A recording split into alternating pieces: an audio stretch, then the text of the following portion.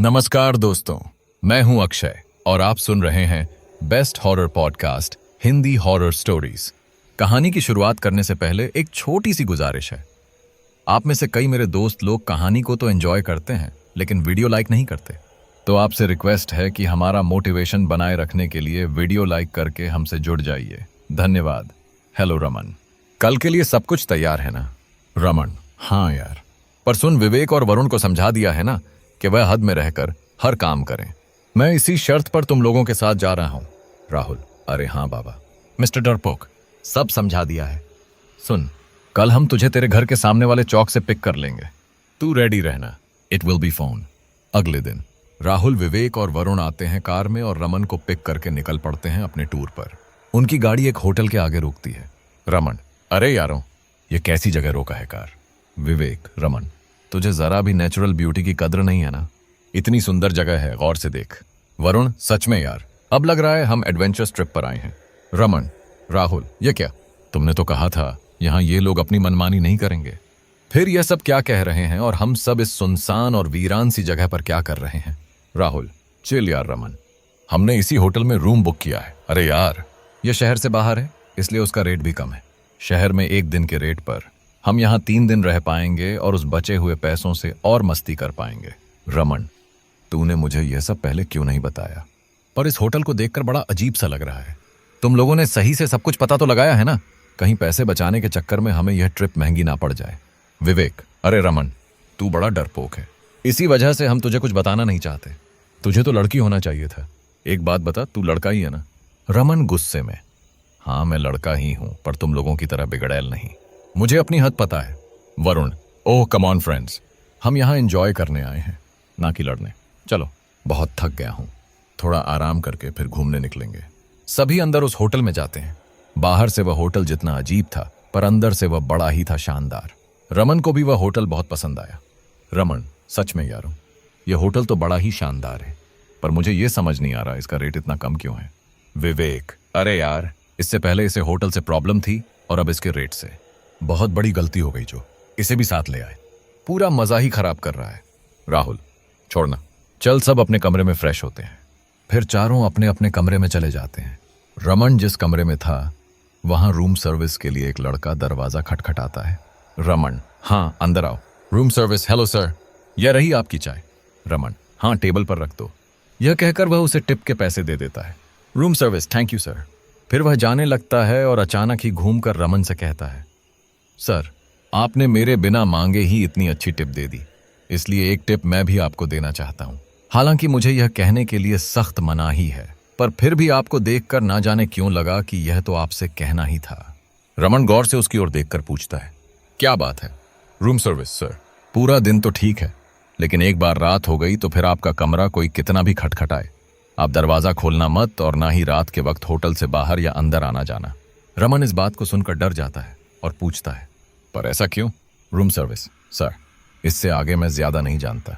यह होटल जन्नत है, आप बस मेरे इस बात का ध्यान रखना। अब मैं चलता हूं। रमन इतना डर जाता है कि वह कुछ देर तो वैसे ही खड़ा रहता है। अचानक से वह अपना फोन उठाकर राहुल को कॉल करता है। राहुल, विवेक और वरुण एक ही कमरे में थे, बैठकर हंसी मजाक कर रहे थे। राहुल, हेलो रमन, बोल। सुन, विवेक के कमरे में आ जा। रमन, हाँ तुम सब वही रहो, मैं अभी आता हूं। यह कहकर रमन फोन रखकर दौड़ता है उनके कमरे में रूम सर्विस वाले लड़के की सारी बातें बताने। रमन हफ्ता हुआ उनके कमरे में पहुंचता है। राहुल, क्या हुआ रमन, इतना हाफ क्यों रहा है? हमारा कमरा इतना दूर भी नहीं कि तुझे दौड़ कर आना पड़े।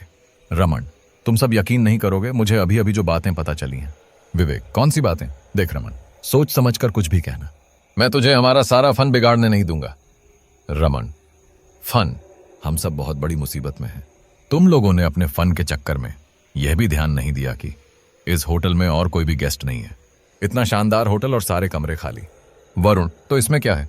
बाहर से यह होटल कम और खंडहर ज्यादा लगता है, इसीलिए कोई नहीं आता होगा, या फिर किसी को मालूम नहीं होगा। रमन, नहीं नहीं, इस होटल में कुछ गड़बड़ है। यहाँ जो रूम सर्विस के लिए मेरे कमरे में आया था, पता है उसने क्या कहा? उसके बाद रमन सारी बातें बताता है।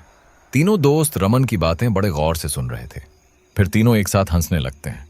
विवेक, ओह, तब तो हम सच में बड़ी मुसीबत में हैं।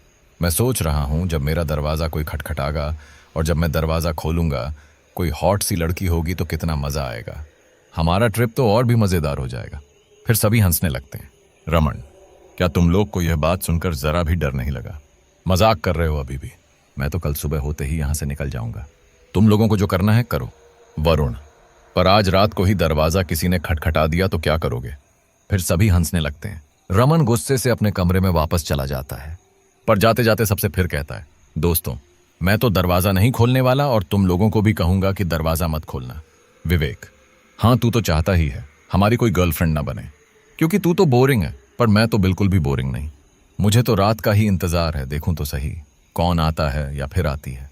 रात को चारों दोस्त अपने अपने कमरे में सो जाते हैं, पर रमन की आंखों में नींद नहीं थी। वह तो बस सुबह का इंतजार कर रहा था ताकि वह जल्द से जल्द यहां से निकल जाए। इधर विवेक सोच रहा था कि कब कोई दरवाजा खटखटाए और एक हसीन लड़की का चेहरा नजर आ जाए। उधर राहुल और वरुण भी सो जाते हैं। आधी रात को विवेक के दरवाजे पर दस्तक हुई। पहले धीरे धीरे फिर जोरों से होने लगी। विवेक हड़बड़ा कर उठ बैठा और जब उसने देखा सच में उसका ही दरवाजा खटखटाया जा रहा है, उसे एक बार के लिए रमन की बातें याद आ गईं। फिर वह सोचता है, मुझे डराने की पूरी कोशिश की जा रही है। दोस्तों, पर शायद तुम्हें विवेक के बारे में सही से पता नहीं, मैं आज देख ही लेता हूं। यह कहते हुए वह झटपट अपने बिस्तर से उतरकर दरवाजा खोल देता है। दरवाजा खुलते ही उसके होश उड़ जाते हैं। वह पहले तो चौंक गया, पर बाद में उसके मन में लड्डू फूटने लगे। एक सुंदर सी लड़की, सजी धजी, खूबसूरत तो इतनी कि उसके आगे जन्नत की अप्सरा भी फीकी पड़ जाए, खड़ी थी। विवेक को तो पहले अपनी आंखों पर यकीन ही नहीं हो रहा था। उसने मन में सोचा, अब मैं समझा, कमीनों ने इस परी से मुझसे दूर रखने के लिए यह सारी कहानी बनाई थी। अब मैं इसको अपनी गर्लफ्रेंड बनाकर उन लोगों के सामने ले जाऊंगा, फिर देखूंगा उनका चेहरा। यही सब वह सोच रहा था। इतने में वो लड़की विवेक से कहती है, सुनिए, मुझे आपकी मदद चाहिए। विवेक, हाँ कहिए ना। लड़की, मैं इसी होटल के ऊपर वाले माले पर ठहरी हूं। मेरी तबीयत अचानक से बिगड़ गई और आपको तो इस होटल के अफवाह के बारे में पता ही होगा। यहां रात में आप किसी से मदद की कोई उम्मीद नहीं कर सकते। मैंने यहां पर आए लगभग सभी के दरवाजे खटखटाए, पर सिवाय आपके किसी ने दरवाजा नहीं खोला। शुक्रिया दरवाजा खोलने के लिए। विवेक, अरे शुक्रिया किस बात का? आपकी मदद करके तो मैं बहुत खुश हूंगा। हाँ, मैंने भी सुना है यहाँ के अफवाहों के बारे में, पर मैं इन अफवाहों को नहीं मानता। आप कहिए, मैं आपकी कैसे मदद कर सकता हूँ? लड़की, आप मुझे बड़े ही अच्छे लग रहे हैं। चलिए मेरे कमरे में जाकर बात करते हैं। वैसे भी मुझे नींद नहीं आ रही है, अगर आपको ठीक लगे तो। विवेक उतावला होकर, हाँ चलिए, मुझे भी बिल्कुल नींद नहीं आ रही। अगली सुबह रमन होटल से जैसे निकलने लगता है, राहुल और वरुण हांफते हुए उसके पास आते हैं और कहते हैं, रमन यार, विवेक का कुछ पता नहीं चल रहा है। पूरा होटल ढूंढ लिया, उसका फोन भी नहीं लग रहा। कुछ समझ नहीं आ रहा है बिन बताए वह कहां चला गया। रमन, गया होगा किसी लड़की की तलाश में। मुझे तो उसकी हरकतें बिल्कुल भी पसंद नहीं। राहुल, बस कर रमन, अभी यह सारी बातें, उसे ढूंढते हैं। पूरा फन खराब हो गया। उसके मिलते ही मैं भी यहां से निकल जाऊंगा। वरुण, पर वह मिले तो सही। रमन, चलो पहले होटल के लोगों से ही पूछताछ करते हैं। अगर वह बाहर गया होगा तो किसी न किसी को तो दिखा होगा। यह कहकर तीनों दोस्त इधर उधर पूछताछ करने लगते हैं। इधर उधर भटकते भटकते रमन को वही रूम सर्विस वाला लड़का नजर आ जाता है। रमन उसे तुरंत रोक कर पूछता है, क्या तुमने हमारे दोस्त विवेक को देखा है?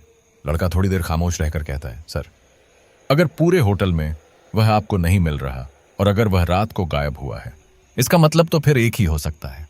रमन घबरा कर पूछता है, क्या मतलब है तुम्हारा? कहीं तुम दरवाजा खोलने की बात तो नहीं कर रहे? लड़का, हाँ।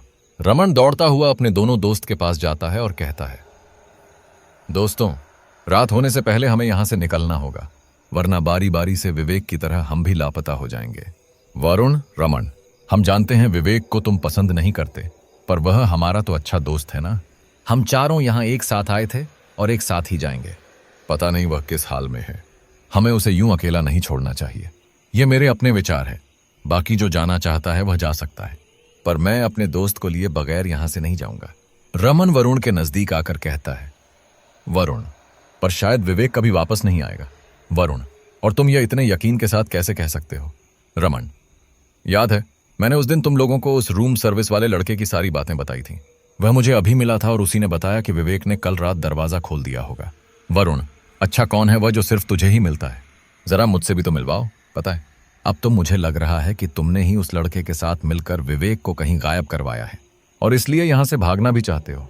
रमन, कैसी बातें कर रहा है वरुण? विवेक से मेरी कभी बहस हो जाती थी, यह बात सच है, पर इतनी सी बात के लिए मैं उसे गायब करवाऊंगा। चलो ठीक है, मैं भी नहीं जाता जब तक विवेक मिल नहीं जाता। तो चलो पुलिस स्टेशन, अब वहीं कुछ कर सकते हैं। फिर तीनों वहां के पुलिस स्टेशन पर पहुंचते हैं विवेक की मिसिंग रिपोर्ट लिखवाने। तीनों दोस्त पुलिस स्टेशन में। पुलिस, हम तो कब से गायब है आपका दोस्त? रमन, कल रात से। पुलिस, पता नहीं उस होटल से इतने लोग गायब होते हैं, फिर भी वहां लोग ठहरने जाते हैं। वरुण, तो क्या पहले भी लोग गायब हुए हैं उस होटल से? पुलिस, हाँ, वह देखिए उन तस्वीरों को, यह वे लोग हैं जो उस होटल से गायब हुए हैं। और सबसे ताज्जुब की बात तो यह है कि ना तो ये कभी मिले और ना ही इनकी लाश। राहुल, फिर आप लोगों ने कुछ किया क्यों नहीं? मतलब उस होटल को तो बंद करवा सकते थे ना? पुलिस, बंद? अरे भाई, लोग गायब हो रहे हैं ये बात तो सही है, पर उसका कोई सबूत या सुराग तो उस होटल से जुड़ा मिलना चाहिए ना। हमारे मनोज सर ने एक बार इसी होटल का राज जानने के लिए उस होटल में गेस्ट बनकर गए थे। तीनों दोस्त, फिर वह कहाँ है? पुलिस ने सभी को पीछे देखने का इशारा किया। जब सभी पीछे देखते हैं तो सभी के होश उड़ जाते हैं। गायब हुए लोगों की तस्वीरों में मनोज सर की तस्वीर भी थी। पुलिस, उस होटल का कुछ ना कुछ तो गहरा राज है, पर यह पता नहीं क्या, क्योंकि जिन्होंने उस राज को जान लिया वह बताने के लिए रहे ही नहीं। मुझे नहीं लगता अब आपका दोस्त वापस आएगा, और एक सलाह दूंगा, आप लोग जितनी जल्दी हो सके यहां से निकल जाइए। वरुण, पर आप अपनी तफ्तीश तो कीजिए। पुलिस, तफ्तीश तो कर लूंगा, पर मिलेगा कुछ भी नहीं, पहले की तरह। अगर आप लोगों को अपनी जान प्यारी है, इतने में ही वरुण बोल पड़ता है, बस कीजिए, हमें हमारा दोस्त भी प्यारा है और हम उसे यहां से लेकर ही जाएंगे। इस होटल का राज जानने के लिए हमें इस होटल में ही रहना होगा। आप कुछ मत कीजिए, पर हम शांत नहीं बैठेंगे और ना ही यहां से जाएंगे। फिर तीनों वहां से चले जाते हैं। वरुण, रमन, अब हमें वही रूम सर्विस वाला लड़का ही कुछ बता सकता है, चलो उसके पास चलते हैं सबसे पहले। रमन उसे काफी ढूंढता है पर वह नहीं मिलता। दूसरे एक रूम सर्विस से जब उस लड़के के बारे में पूछा जाता है तो वह कहता है, इस नाम का कोई भी लड़का यहां काम नहीं करता। रमन हैरान था, ऐसा कैसे हो सकता है? मैंने उस लड़के से 2-2 बार बात की है। रमन यह सारी बातें वरुण और राहुल को बताता है। वरुण रमन को शक की नजरों से देखता है कि तभी राहुल कहता है, वरुण, इस होटल से पहले भी लोग गायब हुए हैं, सभी को तो रमन ने गायब नहीं किया है ना? और हम जितना रमन को जानते हैं वह इतना डरपोक है कि एक मच्छर भी नहीं मार सकता, वह किसी और को क्या मारेगा? वरुण, यार समझ नहीं आ रहा क्या करूं, कहां ढूंढूं विवेक को? फिर होती है रात और तीनों दोस्त अपने कमरे में चिंतित बैठे थे। रमन, इस होटल का राजा जानने के लिए हमें रात को दरवाजे पर दस्तक के बाद दरवाजा खोलना पड़ेगा, तभी हम कुछ कर पाएंगे, क्योंकि जो करना है अब हमें ही करना है।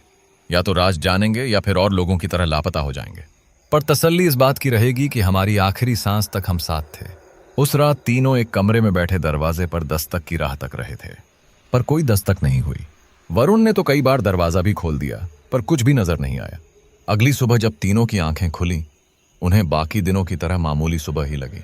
वरुण, रात को किसी ने भी दरवाजा खटखटाया नहीं, अब हम कैसे विवेक को ढूंढ? अरे, यह दरवाजों का चक्कर ही हमें गुमराह करने के लिए किया जा रहा है।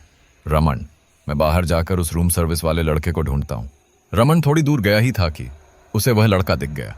वह दौड़कर उसके नजदीक जाकर कहता है, अरे तुम कहां चले गए थे? तुम्हें यहां कोई पहचानता क्यों नहीं? अब चलो मेरे साथ, मेरे दोस्तों को तुमसे बात करनी है। वह लड़का कुछ नहीं कहता और रमन के साथ चलने लगता है। रमन, राहुल, वरुण, देखो मैं किसे लाया हूं, अब यही तुम्हें पूरी बात बताएगा। राहुल और वरुण रमन को हैरानी से देख रहे थे। रमन, क्या हुआ? तुम लोग इससे कुछ पूछते क्यों नहीं? राहुल, रमन क्या बके जा रहा है? हम किससे पूछें जब यहां कोई है ही नहीं? रमन फिर अपने बाजू में देखता है, पर उसे वह लड़का साफ साफ दिख रहा था। रमन, अरे मेरे बगल में ही तो खड़ा है। वरुण, बस कर रमन, ऐसे ही मेरा दिमाग सही नहीं है, यह सब मजाक कर, मेरा दिमाग और ज्यादा खराब मत कर।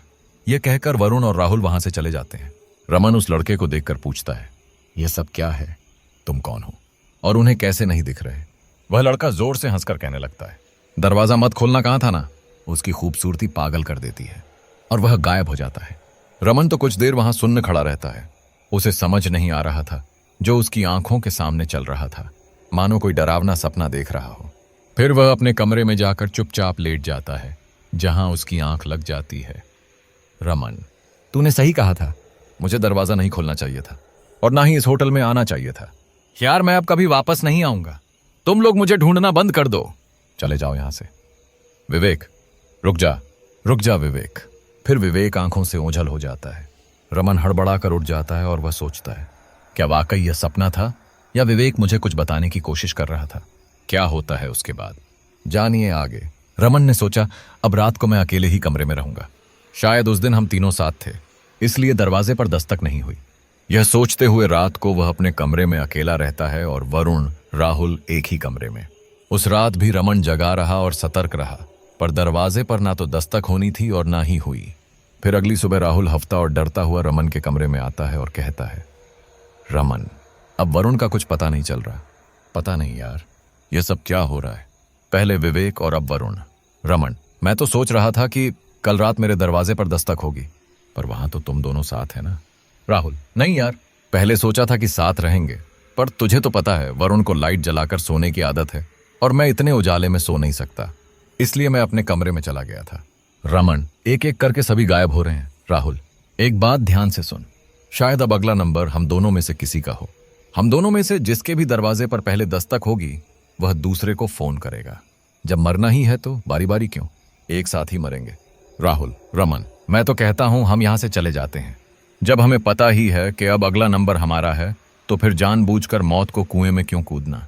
रमन, पता है राहुल, कल मैंने सपने में विवेक को देखा। वह भी हमसे चले जाने को ही कह रहा था और बार बार दरवाजा खोलने से मना कर रहा था। राहुल, तो तूने पहले यह बात क्यों नहीं बताई? रमन, तुम लोगों को तो मेरी किसी भी बात पर भरोसा ही कहां है जो इस बात का होता। राहुल, चलो फिर हम यहां से आज निकल जाएंगे। रमन, पर सच कहूं राहुल, मेरा अब यहां से जाने का मन नहीं है। मुझे यहां का पूरा राज जानना है। कैसे जीता जागता इंसान यहां से अचानक गायब हो जाता है और उसका किसी को कुछ पता ही नहीं चलता।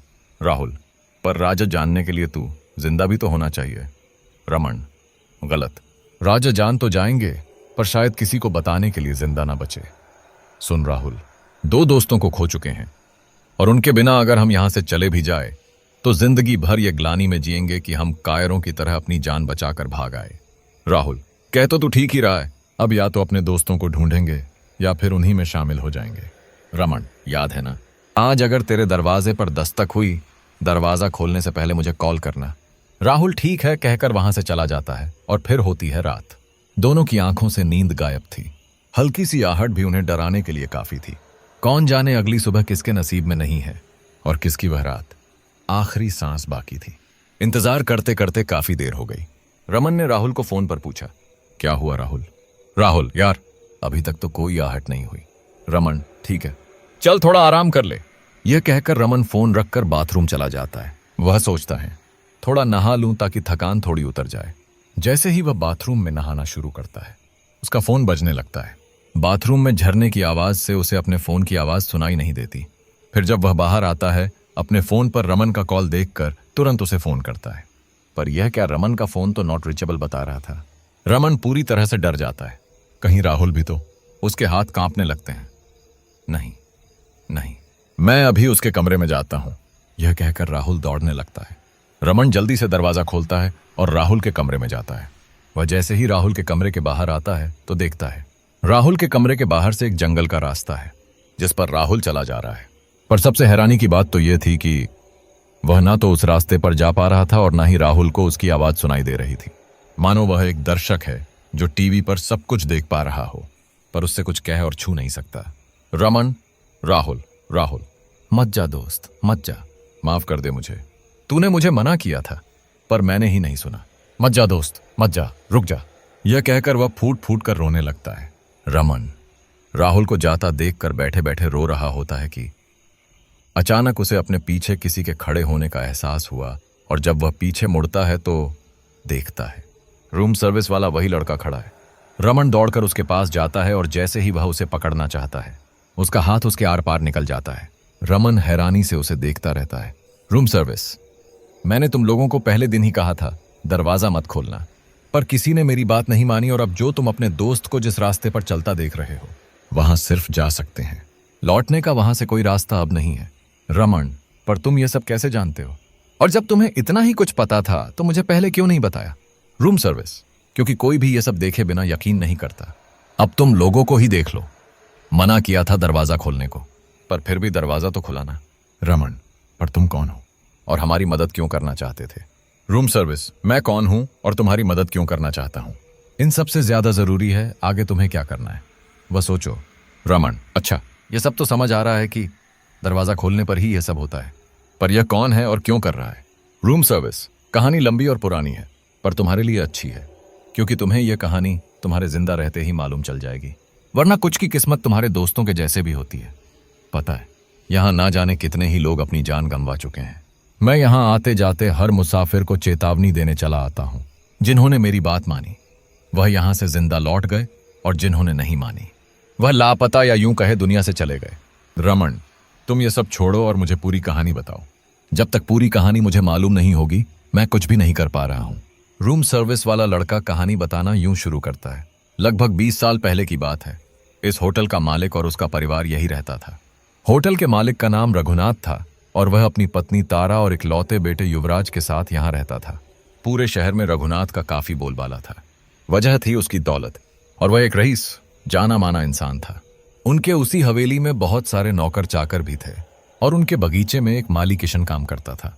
माली की एक बेटी सोना भी थी, जो कि बहुत ही खूबसूरत थी।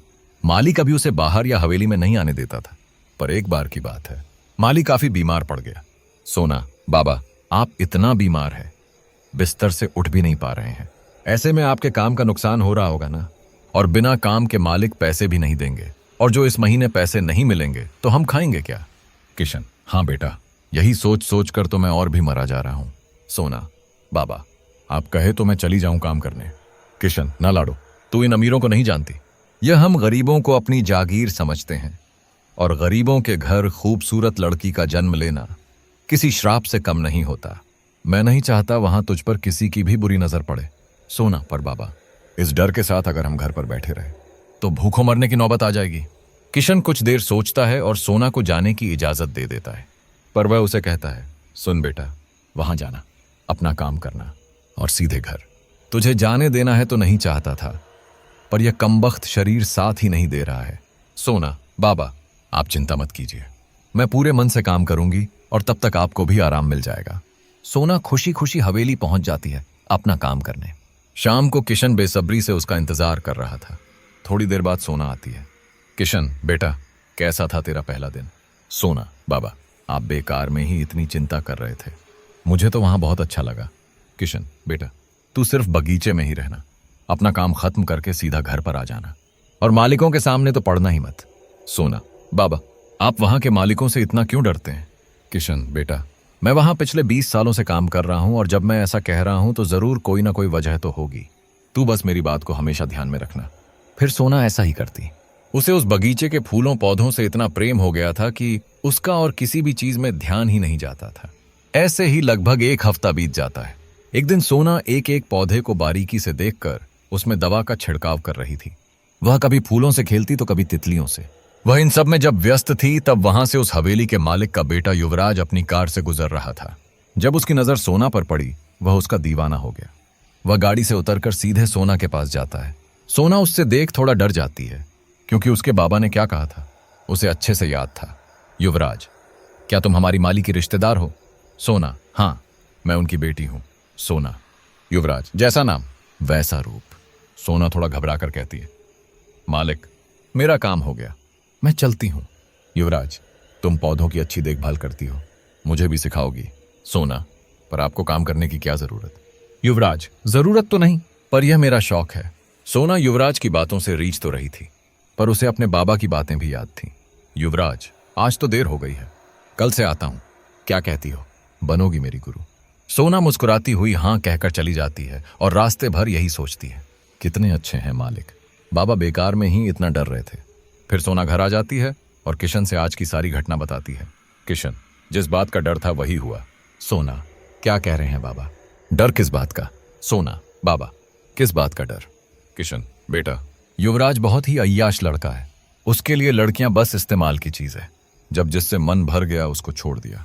सोना, पर बाबा, मैं तो सिर्फ उसे पेड़ पौधों के बारे में ही बताने जा रही हूं, और उन्होंने भी सिर्फ मुझसे यही कहा, उनकी बातों से नहीं लगा कि उनका कोई गलत इरादा है। किशन, बेटी, तू बहुत भोली है, पर यह दुनिया इतनी भी भोली नहीं है। मैं उस हवेली में सालों से काम कर रहा हूं और वहां के हर एक लोगों को मैं अच्छे से जानता हूं। बस मैंने अब सोच लिया है, कल से तू अब वहां नहीं जाएगी। मैं अभी बिल्कुल स्वस्थ हो गया हूं, इसलिए मैं ही जाऊंगा। सोना, ठीक है बाबा। फिर अगले दिन से किशन काम पर जाने लगता है।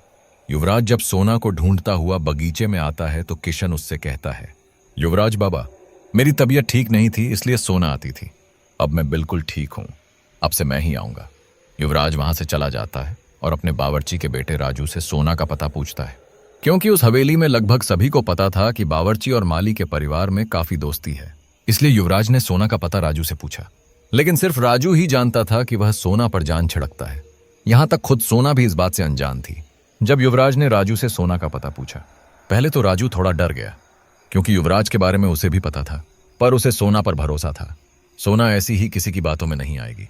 इसलिए वह युवराज को सोना का पता दे देता है और उससे पूछता है, युवराज बाबा, आपको सोना से क्या काम है? युवराज, तुमसे मतलब? अपने काम पर ध्यान दो। यह कहकर वह वहां से चला जाता है। सोना चूल्हे पर रोटियां सेक रही होती है कि तभी युवराज उसके सामने हाजिर हो जाता है। सोना युवराज को देखकर चौंक जाती है। युवराज, मुझे तुम गार्डनिंग सिखाने वाली थी और तुम घर पर रोटियां बना रही हो। सोना, वह बाबा ने कहा कि अब वह ठीक है, इसलिए। युवराज, कोई बात नहीं, तुम मुझे अपने घर पर भी सिखा सकती हो। तुम्हारे बाबा अपना काम करेंगे और हम यहां अपना काम। सोना युवराज की मीठी मीठी बातों से आकर्षित हो रही थी। एक अमीर सुंदर लड़का एक माली की बेटी को इतना तवज्जो दे रहा था। भला कौन सी लड़की को अच्छा नहीं लगता? युवराज के मन में क्या था, इस बात से बेखबर सोना युवराज को दिल दे बैठी थी। अब तो हर रोज ऐसा ही होता था। किशन जब भी काम पर जाता था, युवराज सोना के पास आ जाता था। सोना को भी यह मुलाकात अच्छी लगने लगी और इसी कारण ये सारी बातें वह अपने बाबा से छुपाने लगी। पर उन दोनों के अलावा कोई और भी था जो ये सारी बातें जानता था, और वह था राजू। राजू सोना को बहुत पहले से ही पसंद करता था, पर बताने की हिम्मत कभी नहीं कर पाया। और जब उसने सोना और युवराज की नजदीकियां देखी तो युवराज की आदत को देखते हुए उसने सारी बातें किशन को बता दी। किशन तो हक्का बक्का हो गया, उसकी बेटी भी। यह सोचते हुए वह गुस्से में घर पहुंचा, फिर घर पर। किशन, सोना, यह कहकर पहले उसने एक चांटा सोना के गाल पर दे मारा। फिर वह कहता है, तूने यह सब करने से पहले एक बार भी अपने बाबा की बातों के बारे में नहीं सोचा। मैंने तुझे उस युवराज से दूर रहने को कहा था ना। फिर क्यों? सोना, पर बाबा, वह वैसे नहीं है जैसा आपने बताया। वह बहुत अच्छे हैं, मैं उन्हें बहुत पसंद करती हूं और वह भी मुझे। किशन, वाह, तो बात यहां तक पहुंच ही गई। मैं तो लूट गया। अब मैं क्या करूं? हे भगवान, यह सब देखने से पहले ही मुझे उठा लेते। सोना, बाबा, आप रोइए मत। मैंने ऐसा वैसा कुछ नहीं किया और आपके खिलाफ कुछ भी नहीं करूंगी। किशन, पर अब युवराज इतनी आसानी से तेरा पीछा नहीं छोड़ेगा। तू एक काम कर, जब कल वह आए एक ऐसी बात उससे पूछना जो मैं बताने जा रहा हूं, और अगर उसने उस बात के लिए हामी भर दी तो समझ लेना उसके मन में तेरे लिए कोई पाप विचार नहीं चल रहा है। और हां, यह बात तूने ही उससे कही है, तेरे बाबा ने नहीं। सोना, पर ऐसी कौन सी बात है बाबा? किशन, वह बात जो शायद ही किसी बाप ने अपनी बेटी से कही होगी। पर मेरी मजबूरी तो देखो, आज मेरी बेटी ने ही मुझे ऐसी बातें कहने को मजबूर कर दिया। उसे लगता है उसके बाबा को दुनिया की परख नहीं है, पर आज उसे उसके बाबा ही दुनिया को परखना सिखाएंगे। किशन, कल तू युवराज से कहेगी कि मेरी शादी तय हो जाएगी। मेरे रिश्ते की कही बात चल रही है। फिर उसके बाद वह तुझसे अकेले या मंदिर में शादी के लिए कहेगा, पर तू उसे कहेगी शादी तो मैं सबके सामने ही करूंगी और मेरी एक मन्नत भी है। शादी के बाद मैं 1 महीने तक ब्रह्मचारिणी का व्रत करूंगी। और यह सब मैं आपको इसलिए कह रही हूं ताकि बाद में आपको कोई तकलीफ ना हो और आप मुझसे खुद ही दूरी बनाकर रखें। अगर इतनी सारी बातों को वह मान गया तो फिर ठीक है, वरना अगर उसका इरादा कुछ और रहा तो वह तुझसे खुद ही दूर हो जाएगा। तब तुझे भी समझ आ जाएगा कि वह किस चीज के लिए तेरे पास था। सोना, पर बाबा, मुझे इस बात से यह समझ नहीं आया कि इससे साबित क्या होगा। किशन, बेटा, वह ना जाने कितनी लड़कियों को अकेले में सिंदूर लगाकर उनके साथ संबंध बना चुका है, और क्योंकि शादी वह अकेले में करता था तो किसी भी लड़की के पास उसके खिलाफ कोई सबूत नहीं होता और वह आसानी से बच जाता है। मैंने ना जाने कितनी लड़कियों को उस हवेली पर आकर गिड़गिड़ाते देखा है। कितनों ने तो अपनी जान ही दे दी, बस उसके रुतबे के कारण वह हमेशा बचता रहा। अगला नंबर तेरा ना हो, इसलिए ऐसा कहने को कह रहा हूं। वह लड़कियों से प्यार का नाटक सिर्फ इसलिए करता है ताकि वह उसके साथ संबंध बना सके। सोना ये सारी बातें सुनकर बहुत डर गई और अगले दिन वह युवराज का बेसब्री से इंतजार करने लगी। अगले दिन युवराज के आने के बाद, सोना, अब हम ऐसे नहीं मिल सकते क्योंकि बाबा मेरे लिए रिश्ता तय कर रहे हैं। युवराज, क्या? पर तुम तो जानती हो हम एक दूसरे से प्यार करते हैं। सोना, हाँ, पर यही तो मुश्किल है। हम दोनों एक दूसरे से प्यार करते हैं और सिर्फ हम दोनों ही इस बात को जानते हैं। आप अगर सबसे कह दे या फिर मुझे कहने की इजाजत दे तभी तो यह शादी रुक पाएगी। सोना यह बात कह तो रही थी, पर वह दिल ही दिल प्रार्थना भी कर रही थी कि हे भगवान, बाबा के इस परीक्षा के युवराज पार कर जाए। वह बाबा से सोच के विपरीत जवाब दे। फिर सोना युवराज का जवाब सुन दंग ही रह जाती है। शाम को किशन जल्दी घर आ जाता है और सोना के सामने खड़ा हो जाता है। सोना, बाबा, किशन, तुझे कुछ कहने की जरूरत नहीं है। मैं जानता हूं युवराज बाबा ने क्या कहा होगा। अब तुझे समझ आ गया होगा कि मैं क्या कहना चाह रहा था। अब तुझे उसका असली चेहरा तो समझ में आ गया होगा ना। मुझे आशा है अब तूने उससे हर नाता तोड़ दिया होगा। सोना, पर बाबा, युवराज ने मुझसे शादी करने की बात की और वह भी सबके सामने। किशन के पैरों तले जमीन ही खिसक गई। ऐसे कैसे हो सकता है? आखिर युवराज बाबा के मन में चल क्या रहा है? किशन यह सब सोच ही रहा था कि सोना कहती है, बाबा, आप बेकार में ही युवराज को गलत समझ रहे थे। मैं जानती थी वह मुझसे सच्चा प्यार करते हैं। किशन, काश कि तू उसका असली रूप देख पाती, पर मुझे यह समझ नहीं आ रहा है कि वह इस बात के लिए राजी कैसे हो गया। सोना, बाबा, अब भी आपको उस पर भरोसा नहीं। किशन, भरोसा, और वह भी युवराज बाबा पर। मुझे अब तुझे तेरी दादी के पास गांव में छोड़कर आना होगा। सोना, पर बाबा। किशन, एक शब्द और नहीं सुनना चाहता। मैंने कह दिया सो कह दिया। सोना को लगा उसके बाबा उसे युवराज से अलग कर देंगे और वह युवराज से दूर जाना नहीं चाहती थी। इसलिए किशन के अनुपस्थिति में वह युवराज से मिलने हवेली चली गई। हवेली वह चली तो गई थी, पर युवराज तक कैसे पहुंचे उसे कुछ समझ नहीं आ रहा था। इतने में उससे राजू दिख जाता है। सोना, राजू, जरा युवराज से कह मैं आई हूं उससे मिलने। राजू, पर तू इतनी डरी क्यों है और तू युवराज से क्यों मिलना चाहती है? सोना, देख राजू, अभी मैं थोड़ा जल्दी में हूं। राजू युवराज से जाकर कह देता है। युवराज सोना को यूं अचानक देखकर घबरा जाता है और सोना को हाथ पकड़कर गाड़ी में बिठाकर निकल पड़ता है। सोना, मेरे बाबा को हमारा रिश्ता मंजूर नहीं और मैं आपके बिना रहने का सोच नहीं सकती। युवराज, बस इतनी सी बात और तुम सीधे हवेली आ गई। कोई हमें एक साथ देख लेता तो? सोना, तो क्या होता? वैसे भी आप तो सबको बताने ही वाले हैं ना? युवराज, हाँ, पर ऐसे नहीं। ऐसे तो मेरे घर वाले कभी भी नहीं मानेंगे। सोना, फिर क्या करेंगे?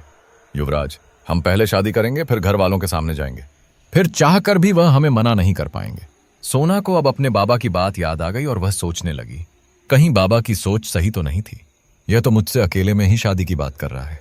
सोना, आपका मतलब आप मुझसे शादी को अकेले और गुप्त रखकर रखना चाहते हैं, पर मैं ऐसी शादी नहीं करूंगी। युवराज, चिंता मत करो, सिवाय मेरे मम्मी पापा के वहां बहुत सारे लोग होंगे। सोना खुश होकर, सच में? फिर युवराज सोना को एक खंडहर जैसी मंदिर में ले जाता है जहां पहले से कुछ लोग मौजूद थे।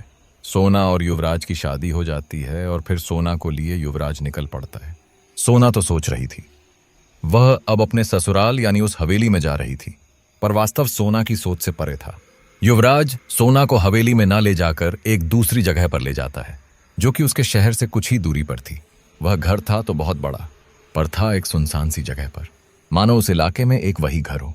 युवराज कार को दौड़ाता हुआ उस घर के मुख्य द्वार से अंदर चला गया।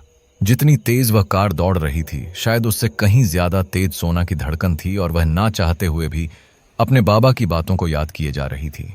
थोड़ी देर बाद युवराज सोना को गाड़ी से उतरने को कहता है और फिर वे घर के अंदर चले जाते हैं। वह घर बड़ा ही आलीशान था। कुछ नौकर चाकर भी यहां वहां काम कर रहे थे। इन सब से निकलते हुए वे दोनों एक कमरे में चले जाते हैं जो कि पहले से फूलों और मोमबत्तियों और से सजाया हुआ था।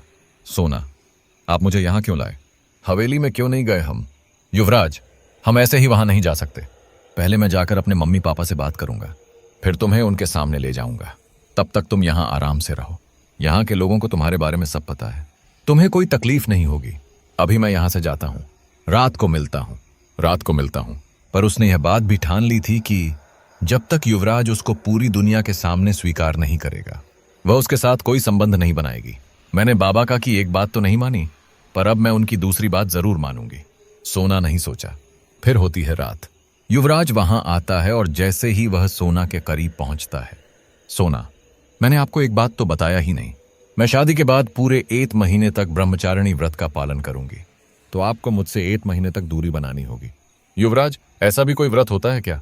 मैं नहीं मानता ऐसे किसी भी व्रत को। सोना, पर मैं मानती हूं। युवराज कुछ देर सोचता है और कहता है, ठीक है, जैसा तुम चाहो। मैं तुम्हें इसके लिए जोर नहीं दूंगा, पर हम एक दूसरे के साथ रात तो गुजार सकते हैं ना? सोना, मतलब? युवराज, मतलब बातें करके, प्यारी प्यारी रोमांटिक बातें। इसी तरह कई दिन बीत जाते हैं। युवराज हर रात सोना के साथ समय बिताता और चला जाता। सोना युवराज का ऐसा रवैया देखकर उस पर विश्वास करना शुरू कर देती है और धीरे धीरे युवराज से नजदीकियां बढ़ाने के लिए बेताब होने लगती है। उसे लगने लगा था कि बाबा को युवराज के बारे में गलतफहमी थी। अगर यह सिर्फ तन का भूखा होता तो मेरे ब्रह्मचारिणी व्रत को इतनी आसानी से स्वीकार न करता और मुझसे जोर जबरदस्ती भी कर सकता था। मैंने कोई भूल नहीं की इससे शादी करके। फिर एक दिन वह होता है जिसकी सोना को उम्मीद तो थी, पर इतनी जल्दी उम्मीद नहीं थी। एक रात युवराज सोना से कहता है, मैंने मम्मी पापा से बात कर उन्हें मना लिया है। वह जल्द ही तुम्हें यहां से पूरे रस्म और रिवाज के साथ ले जाएंगे। आखिर बेटे की खुशी वह कैसे नहीं मानते। सोना खुश होकर, सच में उन्होंने मुझे स्वीकार कर लिया। उसके बाद युवराज चला जाता है और सोना इधर खुशी से फूले नहीं समा रही थी। वह उस रात का बेसब्री से इंतजार कर रही थी। उसने उस रात खुद को दुल्हन की तरह तैयार किया था। आज उसे अपने आप से भी ज्यादा युवराज पर भरोसा था। आज वह युवराज से सारी दूरियां ही मिटा देगी, यह सोचकर वह शर्म से लाल हुई जा रही थी। बांधकर अपने जीवन की डोर एक अनजान के साथ देखने की इच्छुक प्यार की सुनहरी भोर। थोड़ा डर, थोड़ी झिझक लिए खुद को सौंपने से डरती रही। आज जब सारे डर खत्म हो गए, फिर दूरी की कोई गुंजाइश ही ना रही। आज सारी दुनिया एक तरफ, सिर्फ प्यार का चेहरा सामने आया। सारे मन की शंका छंट गई। जब पियाजी हाथ थामने आया, सोना दिल में अजीब सी बेचैनी लिए शीशे के सामने खुद को निहारे जा रही थी। इतने में युवराज वहां आ जाता है। सोना को इस रूप में देखकर वह थोड़ी देर तो स्तब्ध रहा। इधर सोना शर्म से लाल हुई जा रही थी। युवराज, ऐसे तैयार होकर तुम क्या मेरी परीक्षा लेना चाहती हो? सोना, परीक्षा? युवराज, हाँ, मेरे संयम की परीक्षा। सोना, मैंने आपकी परीक्षा ले ली और आप उसमें अव्वल आए, इसलिए आज से मेरा व्रत भी खत्म।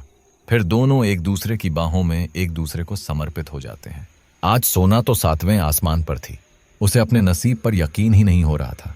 फिर वह मन में सोचती हैं, एक बार मैं उस हवेली में चली जाऊं, फिर बाबा को भी मना ही लूंगी। मैं जानती हूं अपनी बेटी को इतना खुश देखकर वह नाराज रह ही नहीं पाएंगे। उस रात के मिलन के बाद सोना जब अगली सुबह उठती है तो वह देखती है युवराज उसके बगल में नहीं है, पर युवराज बिना मुझे कुछ बताएं और मिले कैसे चले गए। युवराज बिना सोना को कुछ बताएं उसके जगने से पहले ही चला गया था। सोना ने सोचा कि युवराज को जरूर कोई काम आ गया होगा। ठीक है, जब वह आएगा उससे पूछ लूंगी। सोना युवराज का इंतजार करती रही, पर युवराज नहीं आया। लगभग 4 दिन बाद सोना को बड़ी बेचैनी होने लगी और अब वह खुद ही युवराज के पास जाएगी। यह सोचकर वह जैसे ही उस घर के मुख्य दरवाजे तक पहुंची, 2 हट्टे कट्टे नौजवान ने उसे रोक लिया। सोना, कौन है आप लोग और क्यों मुझे रोक रहे हैं? एक नौजवान, आपका इस घर से बाहर जाना मना है, तो आप अपने कमरे में जाइए। सोना, मना है? किसने किया मना? दूसरा नौजवान, हम आपको कोई जवाब देने को बाध्य नहीं है, आप अपने कमरे में जाइए। सोना की कोई बात वे लोग ना तो सुन रहे थे और ना ही वह उसकी किसी भी बात का जवाब दे रहे थे। सोना परेशान अपने कमरे में चली जाती है और रोने लगती है। रोते रोते वह थक कर सो जाती है। अचानक उसकी आंखें किसी के उसके चेहरे पर पानी छिड़कने से खुलती हैं। वह देखती है सामने युवराज खड़ा है। सोना उसके कुर्ते के कॉलर को पकड़कर उसे झकझोर कर पूछती है, कहाँ चले गए थे आप, मुझे यूं अकेला कैद करके? फिर उसका ध्यान अचानक युवराज के कुर्ते पर जाता है। यह क्या, आप इतना सज धज के कहां से आ रहे हैं? क्या चल रहा है, कुछ बताएंगे भी? मुझे बहुत डर लग रहा है। युवराज, सोना, तुम इस घर की मालकिन हो, फिर तुम्हें किस बात का डर? सोना, मालकिन? मालकिन क्या ऐसे रहती है? चलिए, मुझे आज ही हवेली लेकर चलिए, मुझे अब यहां नहीं रहना। युवराज, हवेली? सोना, हाँ, हवेली, जहां की मैं मालकिन हूं। युवराज हंसते हुए, शायद तुमने सुना नहीं कि मैंने क्या कहा। मैंने कहा तुम इस घर की मालकिन हो, ना कि हवेली की, और वैसे भी वहां की असली मालकिन अब आ चुकी है। सोना, असली मालकिन? युवराज, देखो सोना, मेरी शादी हो चुकी है और प्रतिभा बहुत ही बड़े खानदान की लड़की है। मेरा तुमसे मिलना उसके रहते तो असंभव है, इसलिए तुम इसी घर में रहो।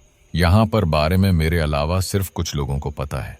यहां मैं तुमसे समय मिलते ही मिलने आ जाऊंगा। सोना, क्या और जो हमने शादी की उसका? युवराज, अरे सोना, तुम बहुत भोली हो, वैसी शादी तो मैंने कितनी ही की है, तो क्या वह सभी मेरी पत्नी है? वह तो तुमसे अभी तक मन नहीं भरा, इसलिए तुम्हें यहां रख रहा हूं, और मुझे लगता है तुम्हें एक गजब की कशिश है, इसलिए न चाहते हुए भी मैं तुम्हारे पास खींचा चला आता हूं। सोना, तो क्या इतने दिनों तक आप नाटक कर रहे थे? युवराज, हाँ, मैं तो पहले दिन ही समझ गया था। तुम्हें जबरदस्ती से नहीं, प्यार से वश में किया जा सकता है, और देखो तुम खुद ब खुद मेरे बस में होती चली गई। मेरे बातों से इतनी मोहित हो गई कि खुद ही अपने आप को मुझे सौंप दिया, और मैं तो यही चाहता तो मैं तुमसे जबरदस्ती भी कर सकता था, पर मैं जबरदस्ती करते करते थक चुका था, और इस बार मुझे रजामंदी के मजे लेने थे। सोना युवराज के ऐसी बातों से गुस्से से लाल हो जाती है और उसे खींचकर एक चांटा जड़ देती है। युवराज भी गुस्से से तिलमिला उठता है और उससे कहता है, 2 कौड़ी की लड़की मुझ पर हाथ उठाती हो, वह तो शुक्र मनाओ मेरी पसंद हो तुम, वरना इस थप्पड़ का जवाब ऐसा देता कि तुम्हारे साथ जन्म डर से कांप जाते। एक माली की लड़की चली थी महलों की रानी बनने। अरे तुम्हें जो मैंने छू लिया, तुम्हें तो खुद को भाग्यशाली समझना चाहिए। यह कहकर युवराज वहां से जाने लगता है और फिर वापस आकर कहता है, आज चलता हूं, आज मेरी पत्नी के साथ पहली रात है, तुम्हारे पास फिर किसी दिन आऊंगा, उसी तरह तैयार रहना। सोना, बाबा सही थे, मैं ही बेवकूफ थी। पर आपको क्या लगता है, बाबा आपसे हमारी शादी को लेकर कुछ नहीं पूछेंगे, वह जानते हैं मैं आपके साथ ही भागी थी, आप नहीं बच पाएंगे। युवराज, ओह, तुम्हें तो एक बात बताना ही भूल गया। कुछ दिनों पहले एक खबर काफी चर्चे में थी। रघुनाथ के हवेली के माली ने अपने झोपड़े में फांसी लगाकर जान दे दी, तो अब वह मुर्दा इंसान किसी से भला क्या कहेगा और पूछेगा। यह सुनकर सोना तो बिल्कुल ही टूट जाती है। मेरी वजह से बाबा ने यह कदम उठाया होगा, मैं इतनी स्वार्थी कैसे हो गई? अपने अलावा मैंने और किसी की नहीं सोची, और आज ना तो प्यार ही मेरे पास है और ना ही बाबा। सोना बैठी बैठी काफी देर तक रोती रही और फिर उसने युवराज से बदला लेने की ठान ली। 2 दिन बाद युवराज फिर से सोना के पास आता है और युवराज जिस वर्ताव की उम्मीद सोना से कर रहा था, उसके बिल्कुल विपरीत ही उसे पाता है, क्योंकि सोना बिल्कुल सजे संवरे युवराज का इंतजार कर रही थी। क्या इरादा था सोना का? कहानी अच्छी लग रही है तो कमेंट ना सही, कम से कम एक लाइक ही दे दिया कीजिए, हमें प्रोत्साहित मिलता है। युवराज सोना को फिर से सजे संवरे उसके लिए इंतजार करते हुए देखता है। युवराज, अरे वाह सोना, मुझे तो लगा था मेरी सच्चाई जानने के बाद तुम फिर मेरी शक्ल देखना भी पसंद नहीं करोगी, पर यहां तो कुछ और ही है। सोना, आपने सही कहा था, एक गरीब माली की बेटी को आपकी छुअन नसीब हो गई, यह क्या कम बड़ी बात है। गलती सिर्फ आपकी नहीं थी, आपने कोई जोर जबरदस्ती तो नहीं किया था ना, उसमें मेरी मर्जी भी तो शामिल थी, और जब आपने मुझे इतना प्यार दिया है तो मैं फिर कौन होती हूं आपको रोकने वाली। युवराज सोना के ऐसी बातें सुनकर मंत्रमुग्ध हो जाता है और वह कहता है, सोना, बस तुम्हारी यही अदाएं मुझे तुम्हारे पास आने को मजबूर कर देती है। मैं तुमसे वादा करता हूं, तुम हमेशा इसी घर में आराम से रहोगी, तुम्हें अपनी पत्नी का दर्जा तो नहीं दे सकता। हम जमींदार के तो ना जाने कितनी ही पत्नियां होती हैं, एक जमाने को दिखाने के लिए और बाकी तुम्हारी जैसी, सिर्फ और सिर्फ हमारे लिए। तुम मेरी वैसे ही पत्नी बनकर यहां रहो, और जब भी मैं यहां आऊं मुझे यूं ही प्यार करो, देखना तुम खुद को रानी से कम नहीं महसूस करोगी। सोना, बस बस, अब बातें बहुत हो गई, कहीं बातों में ही यह खूबसूरत रात में ना निकल जाए। यह लीजिए केसर वाला दूध आपके लिए। क्योंकि सोना एक माली की बेटी थी, उसे पेड़ पौधों की काफी जानकारी थी। उसी घर के बगीचे में सोना को ऐसी बूटी दिखी जो शायद वहां यूं ही उग गया होगा, पर सोना को पता था इसे खाने से नशा सा होने लगता है, इसलिए उसने उस बूटी को युवराज के दूध में मिला दिया था, जिसे युवराज दूध पीते ही सो गया। युवराज के उस घर पर उपस्थित होने से बाहर तैनात पहरेदार भी थोड़े लापरवाह होकर सो जाते थे और सोना को मौका मिल जाता है वहां से भागने का। पूरी रात वह सुनसान सड़कों पर बेतहाशा भागी जा रही थी। भागते भागते हुए अपने शहर पहुंची गई। वह पहले तो अपनी झोपड़ी में गई। पूरी झोपड़ी गंदी और टूटी फूटी दिख रही थी और एक रस्सी लटक रही थी। शायद बाबा ने इसी रस्सी से फांसी लगाई होगी, सोचकर सोना बिलख बिलख कर रोने लगी। रोते रोते अचानक उसे याद आया, उस बूटी का असर अब कुछ ही देर में खत्म हो जाएगा, और जब युवराज होश में आएगा सबसे पहले वह यहीं आएगा। मुझे कहीं और जाना चाहिए, यह कहकर वो राजू के पास जाती है। राजू सोना को देखकर तो हैरान ही हो जाता है। राजू, सोना तुम यहां अचानक और कहां थी अब तक? ये क्या हाल बना रखा है अपना? सोना रोते रोते राजू को अपनी पूरी कहानी बताती है। फिर वह कहती है, बाबा ने मेरी वजह से अपनी जान दे दी, कैसे माफ करूंगी मैं खुद को? राजू, यह किसने कहा तुमसे? सोना, उसी युवराज ने। राजू, सोना, किशन काका इतनी आसानी से हार मानने वालों में से नहीं थे, यह तुम भी जानती हो। फिर तुमने इस बात पर यकीन कैसे कर लिया? वह तो तुम्हारे जाने के बाद भी तुम्हारी तलाश कर रहे थे और युवराज से बार बार तुम्हारे बारे में सवाल कर रहे थे। युवराज आगे का खतरा समझ गया था और इसलिए उसने ही काका को। सोना, क्या बाबा को युवराज ने मारा? मेरे साथ जो किया सो किया, मेरे बाबा को मारकर तुमने अच्छा नहीं किया युवराज। राजू, मैंने सुना है युवराज की पत्नी का हवेली में बहुत बोलबाला है, यहां तक कि युवराज की भी उसके आगे बोलती बंद रहती है। वह इस शहर की मजिस्ट्रेट की बेटी है। अगर तुम अपनी कहानी उस हवेली तक पहुंचा दो तो शायद वह कुछ करें। सोना, ठीक है राजू, फिर तो मेरी कहानी उस हवेली तक जरूर जाएगी। पर राजू, अगर वह मजिस्ट्रेट की बेटी है फिर तो उसे युवराज के फितरत के बारे में मालूम होना चाहिए। कहीं उसने भी मेरी कहानी पर विश्वास नहीं किया तो? और चलो अगर मान भी लिया, फिर भी वह अपने पति के खिलाफ क्यों जाएगी? राजू, सुना है बड़ी भली लड़की है, ना जाने कितने ही दान पुण्य करती है। मुझे लगता है वह तुम्हारी मदद जरूर करेगी और मैं तुम्हारी मदद वहां पहुंचने के लिए करूंगा। सोना को एक आशा की किरण दिखती है। तो क्या सोना को मदद मिलने वाली थी, या कहानी में एक नया मोड़ सोना का इंतजार कर रहा है? जानेंगे आगे। राजू की मदद से सोना हवेली में दाखिल होने में कामयाब हो जाती है और वह हवेली में घुसते के साथ ही मालकिन मालकिन करते हुए आवाज देने लगती है। पहले युवराज के मम्मी पापा, फिर प्रतिभा नीचे उतरती है। सोना उन लोगों की ओर देखकर रो रो कर अपनी पूरी कहानी बताने लगती है। थोड़ी देर तो वहां सन्नाटा सा छा जाता है। फिर एक औरत जो ऊपर से नीचे तक गहनों से लदी सांवली सी खानदानी रहीश दिखने वाली सोना के कंधे पर हाथ रखकर कहती है, चुप हो जाओ, रो मत, मैं समझ सकती हूं तुम्हारा दर्द। सोना समझ गई कि हो ना हो यही प्रतिभा होगी जिसके बारे में राजू कह रहा था। फिर प्रतिभा अचानक से युवराज को पुकारने लगी। सोना को लग रहा था उसने आज एक अच्छा कदम उठाया। अब प्रतिभा ही उसे इंसाफ दिलाएगी। आखिर एक मजिस्ट्रेट की बेटी है, इंसाफ करना तो इसे बखूबी आता होगा। प्रतिभा के पुकारने पर युवराज सामने आ जाता है। फिर प्रतिभा युवराज से पूछती है, यह सब क्या है युवराज? कौन है यह लड़की और यह क्या कर कह रही है? मुझे सब जानना है। युवराज थोड़ा घबराते हुए कुछ कहने ही जा रहा था, इतने में प्रतिभा फिर कहती है, युवराज, कितनी बार कहा है अपनी बाहर की चीजों को इस हवेली के अंदर आने मत दीजिएगा। फिर यह कैसे आ गई इस हवेली में? आपसे एक लड़की भी संभाली नहीं जाती। आप अपने बाहर के मजे और शौक को बाहर ही रखें तो बेहतर है। सोना तो प्रतिभा से मदद की उम्मीद कर रही थी, पर प्रतिभा की ऐसी बातें सुनकर तो वह हैरानी हो गई। गुस्से से तिलमिलाई सोना प्रतिभा से पूछती है, आप एक औरत है ना, तो फिर एक औरत होकर दूसरी औरत की तकलीफ देख नहीं पा रही? आपको पता है यह ना जाने कितनी लड़कियों की जिंदगी के साथ खिलवाड़ कर चुका है। कितनों ने तो अपनी जान ही दे दी सिर्फ इसकी वजह से, और तो और इन्होंने मेरे बाबा को भी मार डाला। प्रतिभा एक हल्की मुस्कान के साथ कहती है, तुम लड़कियों को मैं क्या कहूं? पहले जब मेरे पति तुम लोग के साथ प्यार से रहते हैं तब तुम लोग अपना मन, अपना समय और यहां तक अपना तन तक उन्हें सौंप देने में नहीं हिचकिचाती। क्यों? क्योंकि तुम महलों की रानी बनने का ख्वाब देखती हो, और बाद में जब वही तुम्हें समाज के आगे स्वीकार नहीं करते तब तुम्हें अपनी इज्जत की परवाह होने लगती है, क्योंकि तुम्हें अपना ख्वाब टूटते हुए नजर आता है। क्यों भाई? शादी से पहले किसी के साथ संबंध बनाने से पहले तो तुम मुझे कुछ नहीं बताती, और बाद में सब कुछ हो जाने पर ढिंढोरा पीटने चली आती हो ताकि तुम्हारा महलों की रानी बनने का सपना पूरा हो जाए, जिसके सपने देखकर तुमने अपना सब कुछ इन्हें सौंपा था। तो फिर कहां और कैसे हुई तुम्हें तकलीफ? और जब कोई तकलीफ हुई ही नहीं तो फिर मैं कैसे देखूं? सोना, वाह, सुना था बड़ी भली औरत है आप। अब समझी, ऐसे ही बातें करके आप दान पुण्य का काम करती होंगी। खैर, अब जो करना है वह मैं खुद करूंगी, पर मैं युवराज को नहीं छोड़ूंगी। प्रतिभा ने इशारे से कुछ आदमियों को बुलाया जो सोना को घेर कर खड़े हो गए। प्रतिभा, तो तुम्हें लगता है तुम हमारे खिलाफ जा सकती हो? मैं तो हैरान हूं तुम्हारी हिम्मत देखकर। क्या सोचकर युवराज के साथ संबंध रखा? जानती हूं गरीबी बहुत कष्टकारी होता है और यह आसान तरीका है अमीर बनने का, पर इतना भी आसान नहीं होता अमीर बनना। सोना, गरीबी उतनी कष्टकारी नहीं होती जितनी की मक्कारी। और एक बात बताना चाहती हूं, मैं नहीं गई थी युवराज के पास, बल्कि वह खुद आए थे मेरे पास। प्रतिभा, हाँ, तो तुम खूबसूरत हो, जवान हो, कोई भी तुम्हारे रूप को देखकर आकर्षित हो सकता है, और वैसे भी तुम गरीब लोगों का काम ही है हम अमीरों को खुश रखना, फिर वह अपना मन देकर हो या तन देकर। तुम्हारी खूबसूरती हम लोगों को रिझाने के लिए ही होती है, वरना ऐसी खूबसूरती को कौन पूछे? सोना, मैं तो हैरान हूं, एक औरत जो कि काफी मशहूर है अपनी नेकी के लिए, उसका असली चेहरा ऐसा है। मैं तुम सबका यही असली चेहरा एक दिन दुनिया के सामने लाऊंगी।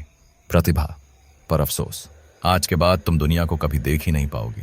प्रतिभा के इतना कहते ही उसके आदमियों ने सोना को पकड़ लिया और उसे जबरदस्ती कहीं ले गए। सोना को प्रतिभा के आदमी उसी हवेली के सबसे ऊपर एक कोठी में ले जाते हैं और उनके पीछे पीछे प्रतिभा भी हाजिर हो जाती है। प्रतिभा, बड़ा गुरूर है ना तुझे अपनी खूबसूरती पर, और जोश भी। अब पड़ी रहो इसी कोठी में, तुम्हें बाहर कहीं भी रखना महफूज नहीं होगा। यहां हमारे नजरों के सामने रहोगी तो ज्यादा फड़फड़ा नहीं पाओगी। यह कहकर वह कोठी का दरवाजा बंद कर वहां से चली जाती है। सोना वही बैठे बैठे रोती है, पर वह अपने बाबा के कातिल को ऐसे ही तो नहीं छोड़ेगी, यह सोचकर फिर चुप हो जाती है। उसी रात को युवराज सोना के पास आता है। सोना उसे देखते ही आग बबूला होकर कहती है, यहां क्यों आए आप? ओह हो, भूल हो गई, आप नहीं, तुम जैसे तो इज्जत के लायक ही नहीं। युवराज इस पर हंसकर कहता है, अरे सच कहा तुमने, तुमसे इज्जत पाकर हासिल भी क्या होगा? जहां मेरी इज्जत होनी चाहिए वहां तो होती है, फिर क्या फर्क पड़ता है? तुम इज्जत करो या ना करो, मुझे बस तुमसे एक ही चीज चाहिए, और वह तुम जबरदस्ती दो या रजामंदी से। यह तुम्हारे ऊपर छोड़ता हूं। सोना, खबरदार, जो मुझे दोबारा कभी हाथ लगाने की कोशिश भी की, खुद भी मर जाऊंगी और तुम्हें भी मार डालूंगी। युवराज, एक काम करो, तुम मर ही जाओ। तुम जिंदा रहोगी तो मुझे तुम्हारे पास आने का मन करेगा, और जिंदा रहकर तुम मेरे सिर पर लटके तलवार की तरह हो। मुझे इन दोनों से ही छुटकारा मिल जाएगा। सोना, हाँ मरूंगी, पर तुम्हें मारकर। यह कहकर वह आकर युवराज का गला दबाने लगती है। इतने में सोना को अपनी सिर पर किसी तेज वार का एहसास होता है, और जब वह पीछे मुड़ती है तो देखती है प्रतिभा ने उसके सिर पर एक भारी गुलदस्ते से वार किया है। प्रतिभा, 2 कौड़ी की लड़की, मेरे पति को मारेगी। ले अब मर, और फिर जन्म लेने से पहले 10 बार सोच लेना। आई थी बड़ी हमसे बदला लेने। उसके बाद वे लोग सोना को उसी अधमरे हालत में जिंदा इस हवेली के बगीचे में दफना देते हैं। सोना तड़प तड़प के वही अपना दम तोड़ देती है। उसका बदला अधूरा रह जाता है। फिर कुछ महीने बाद सोना वापस आ जाती है, और इस बार वह इतनी शक्तिशाली हो जाती है कि उसे टकराने का साहस किसी में नहीं होता। हवेली में सबसे पहले वह प्रतिभा की जान लेती है। युवराज के माता पिता और युवराज प्रतिभा के मौत के बाद सारे माजरे को भांप जाते हैं और इस हवेली को छोड़कर तुरंत चले जाते हैं। कुछ महीनों तक तो हवेली सुनसान ही पड़ी रहती है, पर इतनी बड़ी हवेली का मोह युवराज और रघुनाथ छोड़ नहीं पा रहे थे। इसलिए उन लोगों ने हवेली के हर एक कमरे को मंत्र से बंधवा दिया और हवेली को होटल बना दिया। होटल के कमरों में किसी की जान नहीं जाती। सोना उन्हें उसी बगीचे में ले जाकर मारती है। रमन, पर सोना का गुस्सा तो युवराज और उसके परिवार से है, तो वह यहां पर आने वाले बेकसूर लोगों को क्यों मारती है? रमन, राजू, मैं समझ गया था कि जिस तरह से तुम यह कहानी बता रहे हो, तुम्हारी कोई तो भूमिका जरूर रही होगी इस कहानी में, पर मैंने यह नहीं सोचा था कि तुम ही राजू होगे। राजू, युवराज को यहां लाने से पहले मैं एक बार सोना से मिलना चाहता हूं। क्या यह संभव है? राजू, नहीं, हरगिज नहीं। सोना अब वह बेचारी माली की बेटी नहीं है। वह हर एक मर्द जो उसके सामने आता है, बिना कुछ सोचे समझे वह उसे मौत के घाट उतार देती है, यहां तक कि वह मेरी भी नहीं सुनती।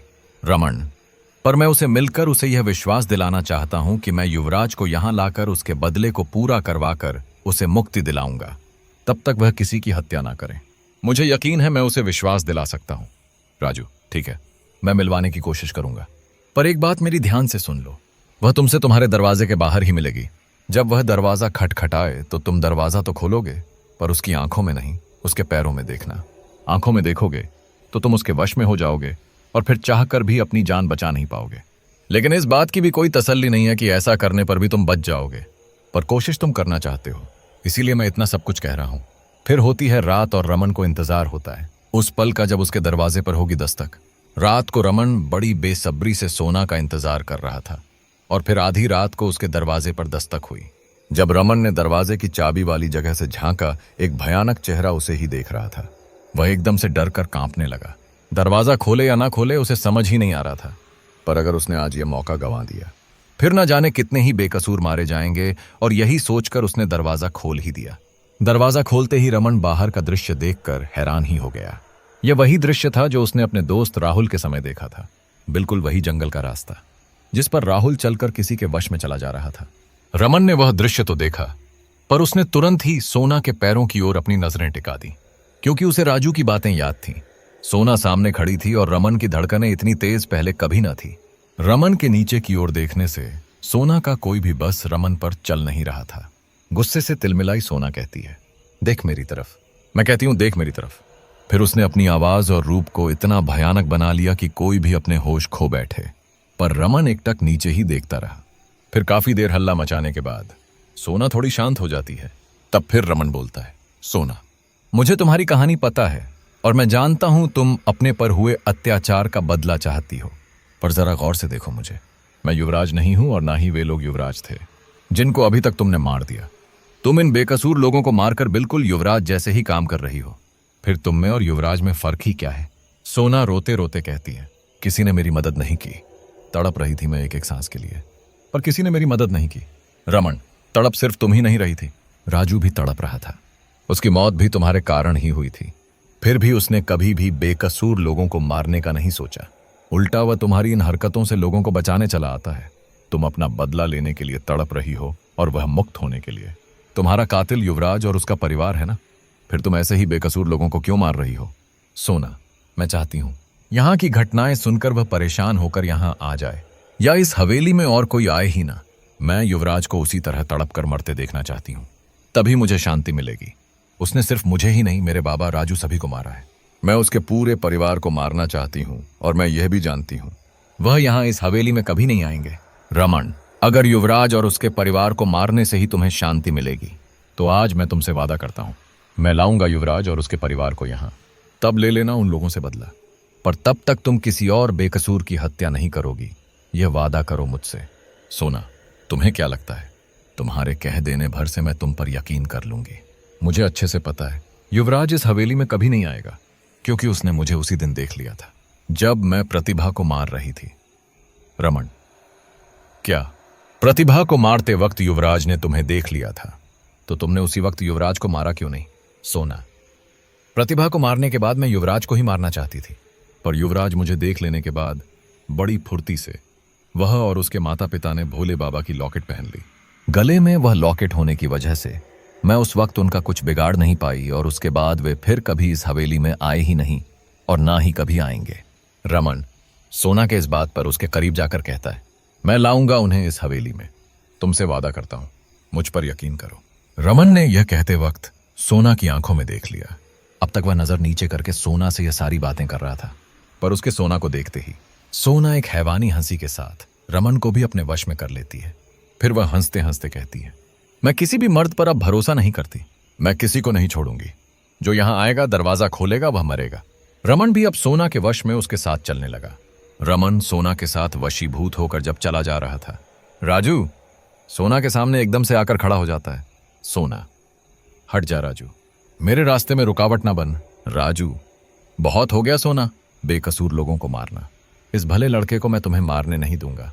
अरे यह तो हमारे मुक्ति का जरिया है, इसे मारकर क्या हमेशा के लिए भटकते ही रहना है? किशन काका ने तुझे ऐसे संस्कार तो नहीं दिए कि तू हत्यारण बनी बैठी है। सोना अपने बाबा का नाम सुन थोड़ी भावुक हो जाती है और कहती है, उसने मेरे बाबा को भी मारा था, नहीं छोड़ूंगी मैं उसे। मेरी वजह से मेरे बाबा को भी कितनी तकलीफ हुई। राजू, युवराज से अगर अपना बदला लेना है तो इसे छोड़ना पड़ेगा, वरना भटकती रहना हमेशा इस हवेली में और करती रहना हत्या मासूमों की। किशन काका भी तेरे इस रूप को देखकर रो रहे होंगे। जीते जी तो तुमने उन्हें सुकून नहीं दिया, और अब मरने के बाद भी उन्हें कष्ट पहुंचा रही हो। राजू की बातें सुन सोना रमन को छोड़ वहां से चली जाती है। रमन फिर अपने होश में आ जाता है। राजू को सामने देख वह पूछता है, क्या हुआ मुझे, और सोना कहाँ गई? राजू, ये सब छोड़ो, तुम्हें अपना वादा याद है ना? युवराज को उसके परिवार समेत यहां लाना है, और जो तुम ऐसा नहीं कर पाए सोना का गुस्सा दुगना हो जाएगा और साथ में हत्याएं भी। रमन, हाँ, अब मैं एडी छोटी का जोर लगाकर युवराज को यहां लाऊंगा, और उसके लिए मुझे अच्छी खासी योजना बनानी पड़ेगी। इसके दौरान मुझे तुम्हारी मदद चाहिए होगी। राजू, तुम्हें जब भी मेरी मदद चाहिए होगी तुम बस मेरा नाम ले लेना, मैं तुम्हारे सामने रहूंगा। रमन, एक और बात पूछूं, क्या मेरे दोस्त मर चुके हैं? क्या मैं उनसे अब कभी नहीं मिल पाऊंगा?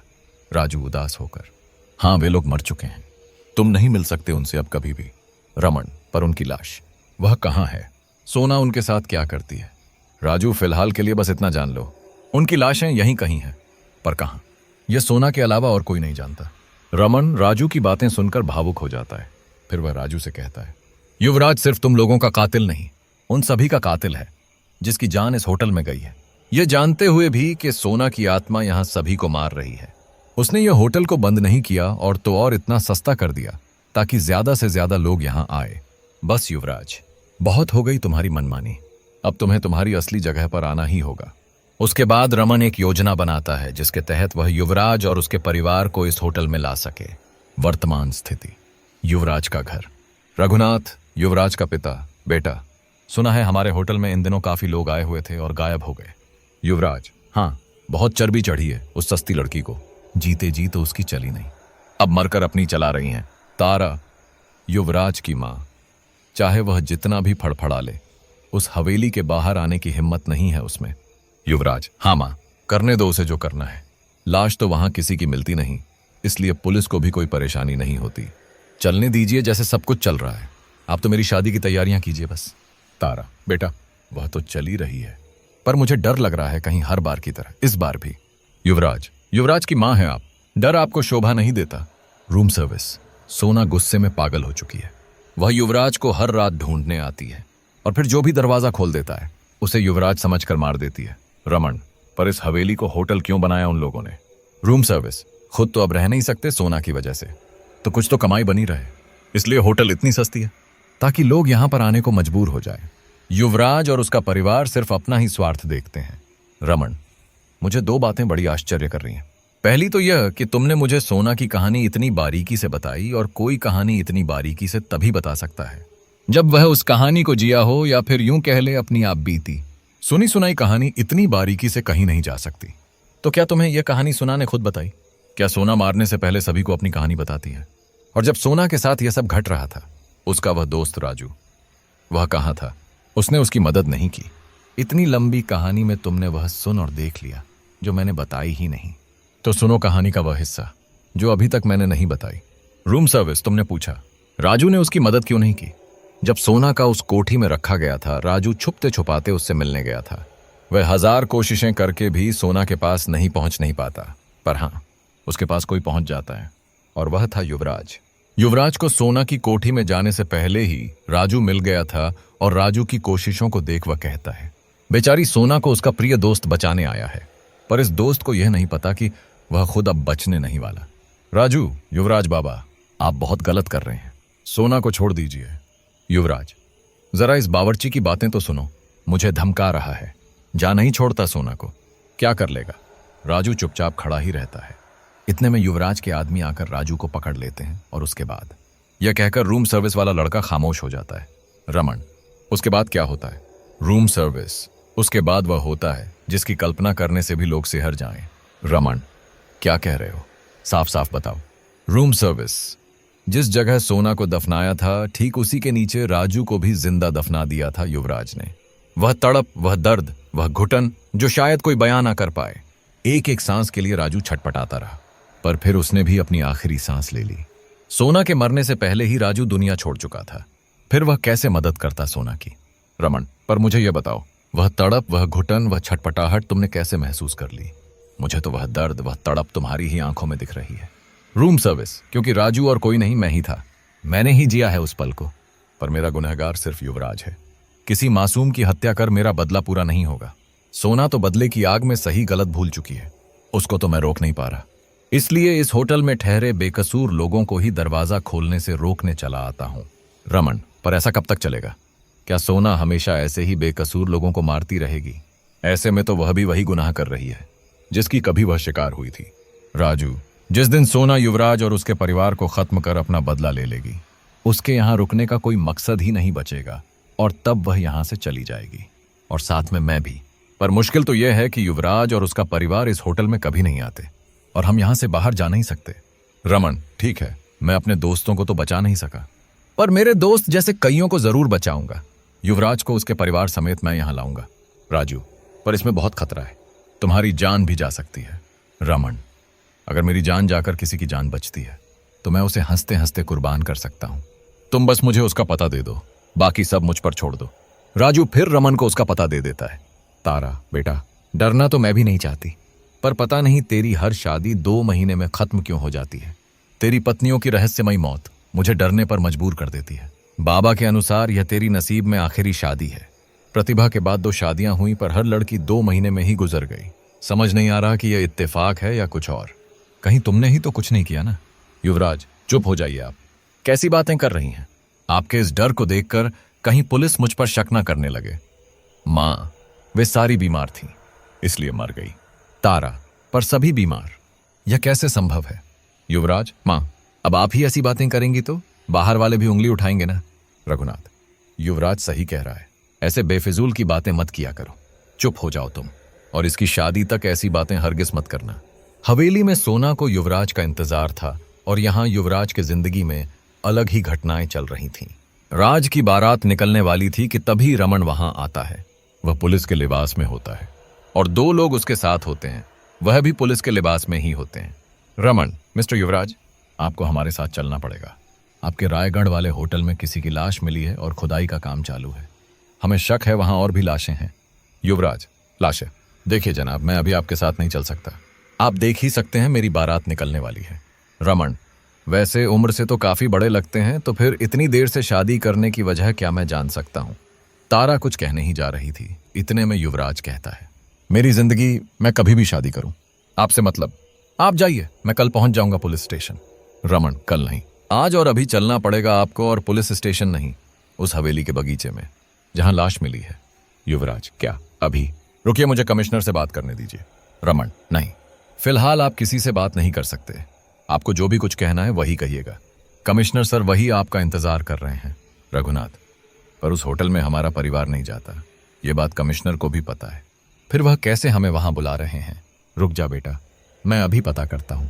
रमन अब की बार थोड़ा घबरा जाता है, कहीं यह लोग कमिश्नर को फोन ना कर दे, तो फिर मेरा पोल ही खुल जाएगा। फिर वह तुरंत युवराज के करीब जाकर फुसफुसाकर कहता है, सर जी, आपको इसलिए वहां बुला रहे हैं ताकि कुछ ले देकर माजरा वही सुलता ले, वरना एक बार यह बात बाहर चली गई तो फिर ना तो आपकी शादी होगी और ना ही आपका रुतबा बचेगा। इसलिए सर ने मुझे चुपचाप यहां भेजा है, और उन्होंने आपको अभी फोन करने के लिए भी मना किया है। युवराज, पर यह तो बताइए, लाश किसकी मिली? रमन, शायद उस होटल में वह गायब हुआ था कभी। आप शादी को 1 घंटा पीछे कर जल्दी अपने माता पिता के साथ वहां पहुंचकर कमिश्नर सर से मिलकर बात को निपटा कर आ जाइए। इससे आप भी बच जाएंगे और आपकी शादी भी, वरना एक बार जांच शुरू हो गई तो फिर लंबे अरसे तक आपका पीछा नहीं छोड़ेगी। युवराज, ठीक है, आप यहाँ 1 मिनट रुकिए, मैं अभी आता हूँ। फिर युवराज अपने माता पिता से बात करने चला जाता है। रघुनाथ, पर तुझे पता है बेटा, हम वहां नहीं जा सकते, वरना वह माली की बेटी हमें नहीं छोड़ेगी। तारा, और मुझे तो लगता है यह उसी की चालाकी है, उसने ही हम सबको बुलाने का नया तरीका ढूंढा है, वरना इतने दिनों तक तो कोई लाश नहीं मिली और आज अचानक लाशें मिलने लगी। मैं तो कहती हूँ आप फोन करिए कमिश्नर को और कहिए हम पुलिस स्टेशन आएंगे, ना कि उस हवेली में। रमन के कान तो युवराज की ओर ही थे। वह तारा के इस बात को सुनकर तुरंत कहता है, युवराज, अभी अभी सर ने मुझे फिर से कॉल किया, अब ज्यादा देर हो गई तो वह बात को दबा नहीं पाएंगे, क्योंकि आसपास के लोगों का जमावड़ा बनने लगा है। आप लोगों को सर ने जल्दी बुलाया है। युवराज, ठीक है, हम अभी निकलते हैं। तारा, पर कम से कम बाबा जी से तो एक बात पूछ लेते। युवराज, पर उसका समय नहीं है माँ, और वैसे भी हमें उस हवेली के अंदर नहीं जाना है, बस बाहर से ही लौट आना है, और बाबा की दी हुई ताबीज भी तो है हमारे पास। वह सस्ती लड़की ना तो तब हमारा कुछ बिगाड़ पाई थी और ना अब पाएगी। रमन मन ही मन सोचता है, चलो तो एक बार उस हवेली में, फिर कौन सस्ती है और वह तुम लोगों पर कैसे महंगी पड़ेगी, सब पता चल जाएगा। और रही बात इन ताबीजों की, जिसको तुम लोग अपने गले में लटकाए बड़ा दंभ भर रहे हो, उसका भी बंदोबस्त मैं कर दूंगा। जब तुम्हें वहां तक ले जाने में सफल होने वाला हूं तो फिर इन ताबीजों को भी उतरवा ही दूंगा। उसके बाद युवराज और उसका परिवार हवेली पहुंच जाते हैं और बगीचे में प्रवेश करने लगते हैं। प्रवेश करते करते रघुनाथ को पता नहीं क्या मन होता है, वह कमिश्नर को कॉल कर देता है। रघुनाथ फोन पर, हेलो सर जी, हम पहुंच गए हैं, पर आपको तो पता ही है हम अंदर नहीं जा सकते, तो कृपया करके आपको हमसे जो बात करनी है वह आप हमसे बाहर ही कर लीजिए। हम हवेली के बगीचे में खड़े हैं। कमिश्नर, यह क्या कहे जा रहे हैं रघुनाथ जी? मुझे तो कुछ समझ नहीं आ रहा है, आप हवेली में क्या कर रहे हैं? रघुनाथ, आप भी कमाल कर रहे हैं सर जी, बेटे को बारात से उठाकर ला रहा हूं क्योंकि आपने चुपचाप मामला सुलताने का वादा किया, वरना हम इस हवेली के इर्द गिर्द भी ना आए। कमिश्नर, कौन सा मामला? मुझे तो लगता है आपको कोई गलतफहमी हुई है, किसी ने मजाक किया है आपके साथ। कमिश्नर के इतना कहने भर की देर रघुनाथ सब समझने लगता है, पर इससे पहले वह किसी से कुछ कहता। वह तारा और युवराज को बहुत दूर खड़ा पाता है। वह घबराता और हांफता हुआ उनके पास जाता है। रघुनाथ बेटा, हम बहुत ही बड़ी मुसीबत में फंस चुके हैं, जितनी जल्दी हो सके यहां से चलो। क्यों, कहां? यह सब रास्ते में बता दूंगा, फिलहाल निकल लो यहां से। इसके बाद तीनों वहां से निकलने लगते हैं। इतने में हवेली का मुख्य द्वार बंद हो जाता है और रमन उसे बंद करता है। फिर रमन अचानक एक एक करके सबको गले लगा लेता है। रघुनाथ, यह क्या मजाक है? और कौन हो तुम? तुमने हमसे झूठ क्यों कहा कि कमिश्नर यहां हमारा इंतजार कर रहे हैं, और आकर गले लगाकर क्या जताना चाहते हो? रमन, इंतजार तो कोई आप लोगों का सालों से कर रहा है, मैं तो बस आप लोगों को यहां तक पहुंचाने का जरिया हूं। अब आप लोगों के अंतिम समय में आप लोगों से गले लगाना चाहता था, और जब आप लोग को यहां तक आ ही चुके हैं तो कृपया करके अंदर भी चले जाइए। आप लोगों की वजह से कितनों की जान गई और आप लोग बड़े आराम से अपनी रासलीला चलाए जा रहे हैं। युवराज, बकवास बंद करो, वरना अंजाम बहुत बुरा होगा। तुम जानते नहीं हम कौन हैं, हमसे पंगा लेना भारी पड़ेगा तुम्हें।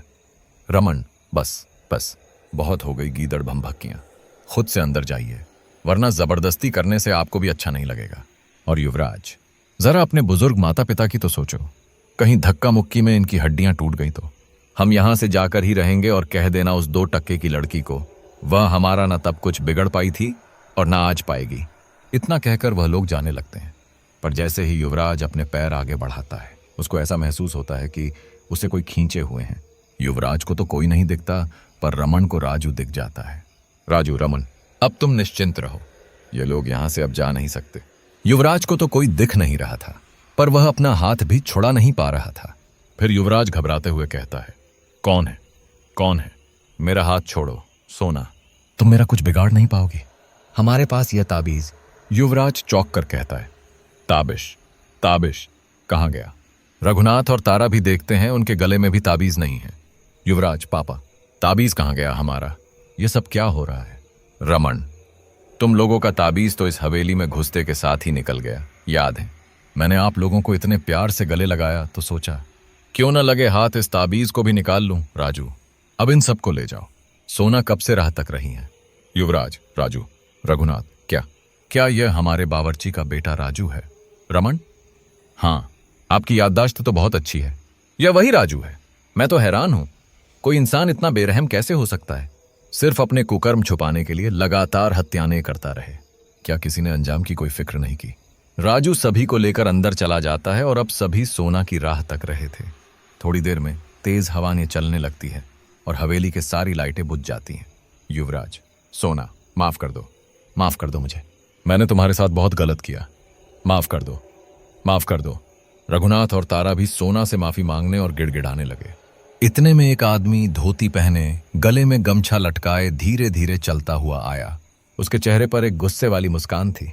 उसको अपने सामने देख रघुनाथ, तारा, युवराज और राजू सभी हैरान थे। रमन बस इन सबको समझने की कोशिश कर रहा था। युवराज और उसके परिवार की तो हवाइयां उड़ी हुई थीं कि तभी तारा जोर जोर से रोने लगती है। उस आदमी को देखते ही राजू बोल पड़ता है, किशन काका, आप?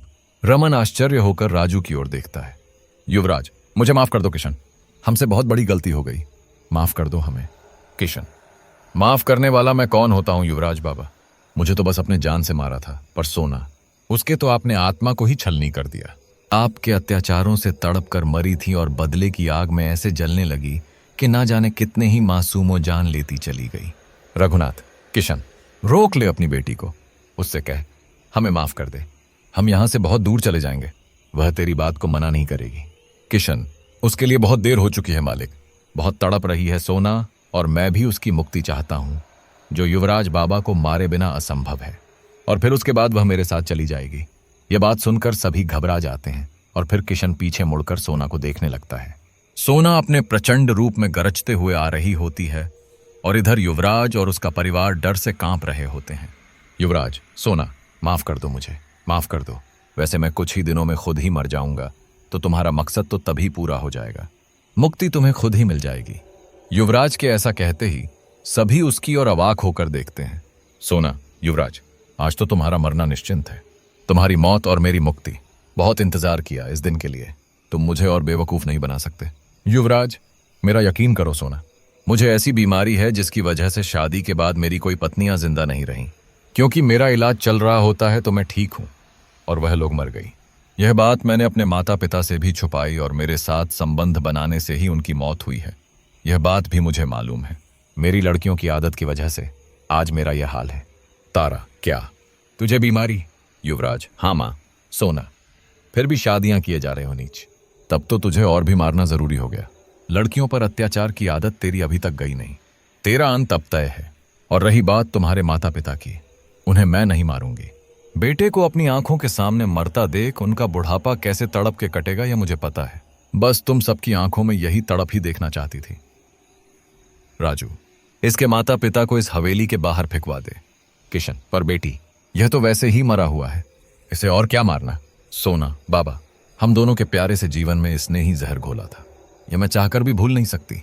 बात सिर्फ मेरी होती तो मैं एक बार की सोचती भी इसे माफ करने की, पर इसने आपको और राजू को भी कितनी बेरहमी से मारा था और इस वजह से मैंने भी गुस्से में आकर ना जाने कितनों को ही मार डाला। किशन, बेटा, फिर तुझमें और इसमें फर्क ही क्या है?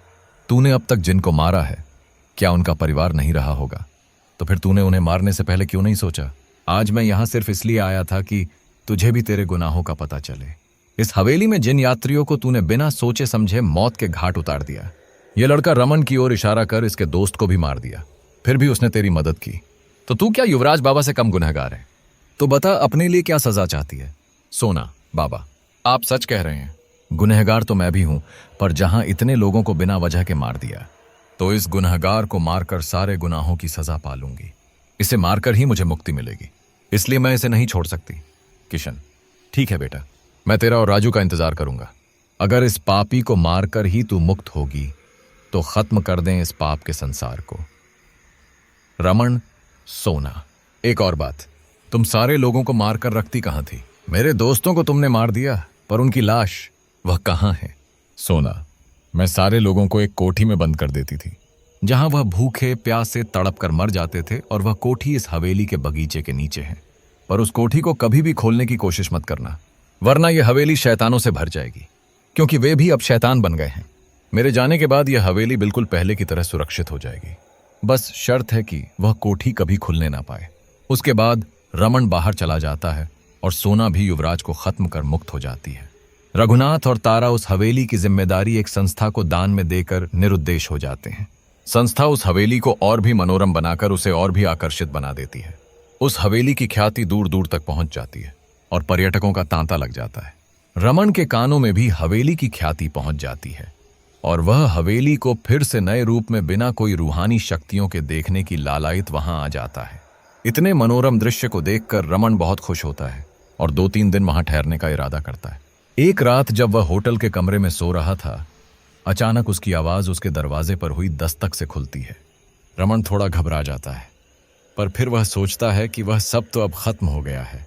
पर फिर भी न जाने उसका मन दरवाजे की चाबी वाली जगह से देखने को करता है, और जब वह उससे देखता है, उसके होश उड़ जाते हैं। दरवाजे के बाहर युवराज और उसके 3 दोस्त वरुण, राहुल और विवेक खड़े थे। विवेक, क्यों दोस्त? सिर्फ सोना के लिए ही दरवाजा खोलेगा?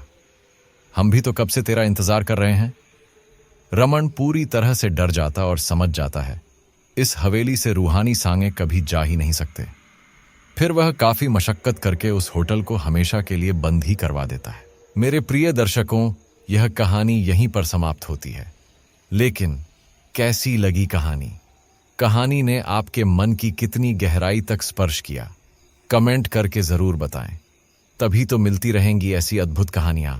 और हम तहे दिल से धन्यवाद करना चाहेंगे जिन्होंने समय निकाल के कमेंट किए हैं, जैसे कि दीपक गुजरात से, पूनम सोनीपत से, सोनू राय, और सभी दोस्तों को दिल से धन्यवाद कहना चाहूंगा जिन्होंने कमेंट करके हमारा उत्साह बढ़ाया है। माफी चाहूंगा अगर मैं किसी का नाम नहीं ले पाया हो तो। आप अपना नाम और कहां से देख रहे हैं कमेंट में जरूर लिखें, ताकि अगली बार हम आपका नाम ले सकें। तो मिलते हैं नई डरावनी कहानी के साथ। आपकी समीक्षाओं के इंतजार में आपका अपना अक्षय।